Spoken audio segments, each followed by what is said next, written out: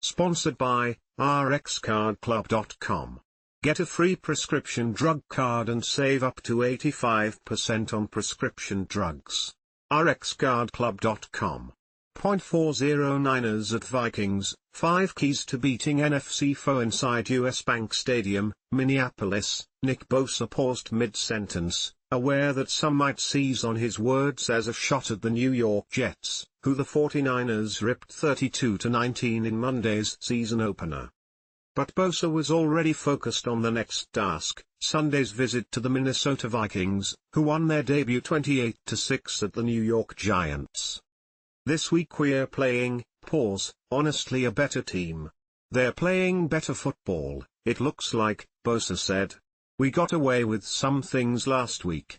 We have to hone in and not pat ourselves on the back." A greater reality check entails playing again without Christian McCaffrey. The 49ers won't have him in uniform as they seek their first win in Minnesota since 1992, a drought spanning 7 games. On top of that, the Vikings are 6-2 in home openers against the 49ers, and 6-2 in home openers overall since US Bank Stadium opened in 2016 with its Gjallarhorn and Skol chant. Sometimes the best executed games are on the road with crazy environments because you have to be more in tune to the little things, Brock Purdy said. So there's pros and cons to it. But Minnesota's one of those places where you have to be on top of your stuff or else you can get exposed.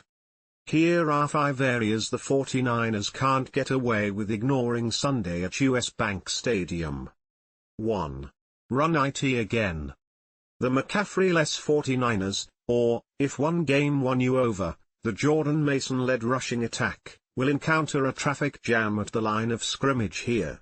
Vikings defensive coordinator Brian Flores will blitz, and the 49ers will have to prove effective against it, both in the pass but especially on the run.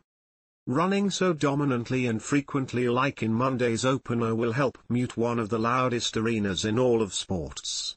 McCaffrey's bout with Achilles tendinits puts the onus again on Jordan Mason, whose encore won't catch anyone off guard, not after his 28 carries produced 147 yards and a touchdown.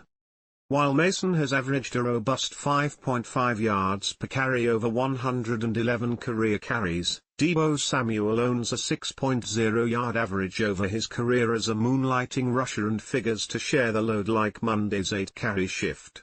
Samuel missed last year's Minnesota visit due to a shoulder injury. Left tackle Trent Williams also was out then, but both are healthy for this one.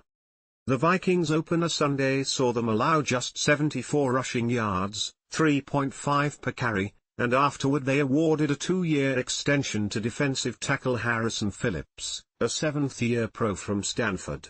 In last October's Monday Night Football visit, the 49ers totaled just 60 yards, 3.0 per carry, and McCaffrey had 45 yards, 15 carries, while playing with oblique and rib injuries.